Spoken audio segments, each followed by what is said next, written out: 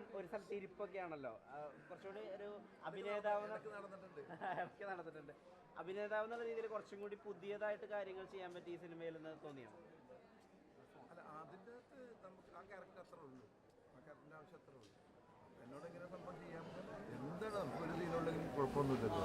ഒരു ആക്ടറിനകത്ത് ഒരു സീനുകളിൽ 100 സീനൊന്നുള്ളത് ഇഷ്ടപ്പെട്ടപ്പോൾ ആ സബ്ജക്റ്റ് കേട്ടപ്പോൾ എനിക്ക് വളരെ ഇഷ്ടപ്പെട്ടു. പിന്നെ ഡാർവിനെ എനിക്ക് ഭയങ്കര ഇഷ്ടമായി.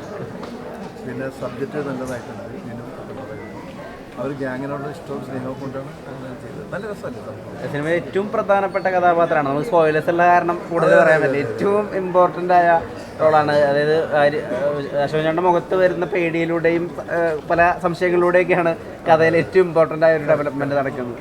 അപ്പോൾ ഇതിന് ഇത്രയും പ്രാധാന്യം ഉണ്ടെന്ന് സ്ക്രിപ്റ്റ് ലെവലിൽ തന്നെ മനസ്സിലായിരുന്നു. അതൊക്കെ അവിടെ അതൊക്കെ ആദ്യം തന്നെ എന്നോട് പറഞ്ഞു. ഇത്രയും 2 സംഭവങ്ങൾ അതൊക്കെയാണെന്ന് പറഞ്ഞതാണ്. പിന്നെ ഇതിൻ്റെ പ്രത്യേകത എന്ന് വെച്ചാൽ 2 സംഭവങ്ങൾ നടക്കുമ്പോഴും അത് പിടിക്കപ്പെടുന്നില്ല എന്നുള്ളതാണ്. അത് ഉഗ്ര സംഭവം, ഭയങ്കര ഡിഫറെൻ്റ് ആയിട്ടുള്ള സംഭവമല്ലേ. നന്നായിട്ട് കലക്കിയിട്ടുണ്ട്. അതുപോലെ നന്നായിട്ട് ഫസ്റ്റ് ഹാഫ് വരണം സെക്കൻഡ് ഹാഫ് വരണം എന്ന് പറയുന്ന ഒരു സംഭവം തമ്മിലുള്ള ആ വ്യത്യാസം കാണിക്കുന്നുണ്ട് അതിൽ ശരിക്കും അല്ലേ.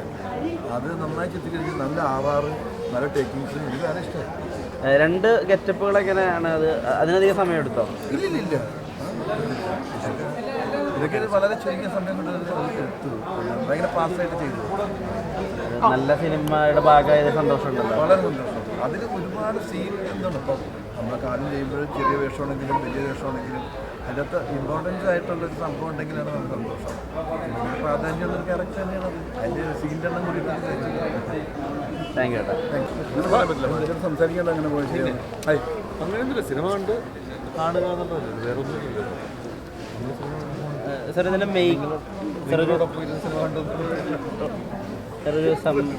ഒരു സംവിധായകൻ എന്നുള്ള രീതിയിൽ നമ്മൾ പുറത്തൊക്കെ കണ്ടിട്ടുള്ള കുറച്ച് ക്ലാസിക് ക്രൈം സിനിമകളുണ്ടല്ലോ, അതിൻ്റെയൊക്കെ ഒരു ടച്ചും ലുക്കും ഒക്കെ അന്വേഷണം കണ്ടെത്താനുള്ള പോലെ ഫീൽ ചെയ്തു. എന്നാൽ അതിൻ്റെ RRR നമ്മൾ ശരിക്കും എടുത്ത് പറയേണ്ടതാണ്. ഒരു രീതിയിൽ നമ്മൾ കേട്ട് ശീലിച്ചിട്ടില്ലാത്ത പാരമ്പര്യ കാഴ്ചശീലങ്ങളൊക്കെ കുറച്ച് മാറ്റുന്നതാണ് അന്വേഷിപ്പ് കണ്ടത്തിൻ്റെ എഫേർട്ട്.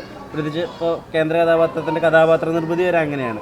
അപ്പോൾ ആ രീതിയിൽ നമ്മൾ കുറച്ചധികം കൂടി സെലിബ്രേറ്റ് ചെയ്യേണ്ട ഒരു എഫേർട്ടല്ലേ ഈ സിനിമ? അല്ല, ഡാർവിൻ വളരെ കൃത്യമായിട്ട് മനസ്സിലാക്കിക്കൊണ്ട് തന്നെയാണ് ഈ സിനിമ ചെയ്തിരിക്കുന്നത്. സാധാരണ രീതിയിൽ കണ്ടുവരുന്ന ഒരു കൺവെൻഷൻ സിനിമ പാറ്റേൺ ഈ സിനിമയ്ക്ക് ഉപയോഗിച്ചിട്ടില്ല. സ്വാഭാവികമായിട്ട് നമ്മൾ എപ്പോഴും ആലോചിക്കേണ്ടത് ഒരു സിനിമ ഒരു ക്രൈം ഉണ്ടാവുന്നു, അത് അന്വേഷിക്കുന്നു, അതിൻ്റെ സൊല്യൂഷൻ കണ്ടെത്തി തീരുന്നു. പക്ഷേ ഇത് അങ്ങനെ അല്ലാത്തൊരു പാറ്റേണിലേക്ക് ഫിലിം മേക്കിംഗ് ഡാർവിനും ജീനുവും കൂടെ തീരുമാനിച്ചിട്ടുണ്ട്. അതുതന്നെയാണ് ഈ സിനിമയുടെ മെറിറ്റ് എന്ന് പറയുന്നത്. കാരണം നമ്മൾ കണ്ട് ശീലിച്ച ഒരു പാറ്റേൺ ഈ സിനിമയ്ക്ക് വർക്ക് ചെയ്തിട്ടില്ല. കാരണം ഇതേ ജോണറിലുള്ള ഒരുപാട് സിനിമകൾ നമുക്ക് ഉണ്ടായിട്ടുണ്ട്. ഒരു സിനിമ എങ്ങനെയാണ് ഓഡിയൻസിന് മുമ്പിലേക്ക് കൊണ്ടുവരേണ്ടതെന്ന് അത് അതിൻ്റെ മേക്കേഴ്സ് ആലോചിച്ചിട്ടുണ്ട്. ആ രീതിയിൽ ഭയങ്കരമായി അപ്രീഷിയേറ്റ് ചെയ്യപ്പെടുന്ന ഒരു സിനിമയാണ്. സാർ, ഒരു ക്രൈം സിനിമ എഴുത്തുകാരൻ എന്നുള്ള രീതിയിലേ അന്വേഷിപ്പിൻ കണ്ടെത്തലിലെ കഥാപാത്രങ്ങളും അതിൻ്റെ കഥാപരിസരവും അതൊക്കെ എങ്ങനെ ഉണ്ടായിരുന്നു? ഇതിനകത്ത് എടുത്തു പറയേണ്ടത് എനിക്കിഷ്ടമായത് ചീഫ് ഇൻവെസ്റ്റിഗേഷൻ സബ് ഇൻസ്പെക്ടർ ആണെങ്കിൽ പോലും ആ ഒരു മെച്യൂരിറ്റിയും കാര്യങ്ങളും ആ ഒരു അപ്രോച്ച് ഇൻ്റലിജൻസ് ഒക്കെ വളരെ നന്നായിരുന്നു. ടോവിനോയുടെ ഒരു പ്രകടനം. യെസ് ടോവിനോ തോമസിൻ്റെ കാര്യം തന്നെ ഞാൻ പറഞ്ഞു. വളരെ ഒരു ഓവർ അറഗൻറ്റോ ഇല്ലെങ്കിൽ അങ്ങനത്തെ വളരെ ഒരു ഭയങ്കര ചടുലമായ ടൈപ്പല്ല. വളരെ സബ്റ്റിലും വളരെ ഒരു പേസൊക്കെ വളരെ നന്നായിരുന്നു എല്ലാം. സാർ, ഇതിൻ്റെ ഒരു സ്ക്രീൻ പ്ലേ പാറ്റേൺ ഉണ്ടല്ലോ സാർ, 2 കേസുകൾ അല്ല, ഇത് ആദ്യമായിട്ടുള്ള എക്സ്പെരിമെൻ്റാണ്. ഇങ്ങനെ ആരും ശ്രമിച്ചിട്ടില്ലല്ലോ. ജിനോണ് ആദ്യമായിട്ട് ഇങ്ങനെ ചെയ്യുന്നത്. ഒരു കുറ്റാന്വേഷണ എഴുത്തുകാരൻ എന്നുള്ള രീതിയിലേ ഒരു കുറ്റാന്വേഷണ സിനിമ എഴുത്തുകാരൻ എന്നുള്ള രീതിയിലേ അന്വേഷിപ്പിൻ കണ്ടത്തിന് എത്ര മാർക്ക് കൊടുക്കും? അങ്ങനെ ഞാൻ പറയില്ല, അത് ചോദിക്കരുത്. മാർക്ക് എന്നൊക്കെ പറയുന്നത് ഒരു മികവ് എന്നുള്ള രീതിയിൽ അത് കാരണം ചില ഓരോരുത്തർക്ക് ഓരോ സ്റ്റൈലുണ്ട്. ഇതിനകത്ത് നിങ്ങൾ ഒരു കാര്യം മനസ്സിലാക്കണം, ഇതിനകത്ത് ഇത് എളുപ്പമല്ല. ഒരു തുമ്പും തുരുമ്പും ഇല്ലാത്തൊരു കേസാണ് ഈ കണ്ടുപിടിച്ച് അവസാനിപ്പിക്കാൻ എന്നുള്ള തമാശയൊന്നുമല്ല അത്. ഒരു മികച്ച സിനിമാനുഭവം തന്നെയായിരുന്നു. തീർച്ചയായിട്ടും. എസ്പെഷ്യലി ആദ്യത്തൊക്കെ അത് ഭയങ്കര ഒട്ടും പ്രതീക്ഷിക്കാത്ത സംഭവങ്ങളായിരുന്നു അതിനകത്ത്. ഏൽപ്പിച്ചിരിക്കുന്ന അങ്ങനെ ഇതുവരെ കണ്ടിട്ടില്ലാത്ത ഭാവങ്ങളുമാണ്. റിയൽ ലൈഫിലോ ഒന്നും ഇതുവരെ അങ്ങനെ കണ്ടിട്ടില്ല.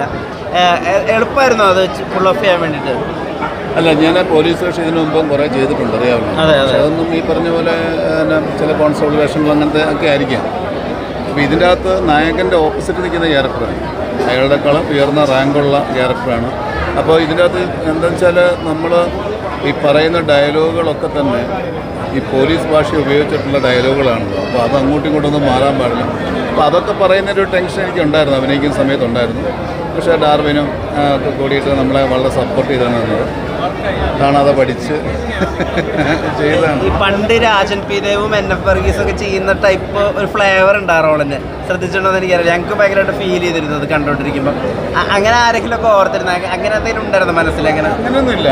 ആരെയും ഓർക്കാണ്ടിരിക്കുന്നതാണ് എനിക്ക് നല്ലത്. ഞാൻ ആരെങ്കിലും ഓർത്താൽ അതൊക്കെ എൻ്റെ ദേഹത്ത് കയറും.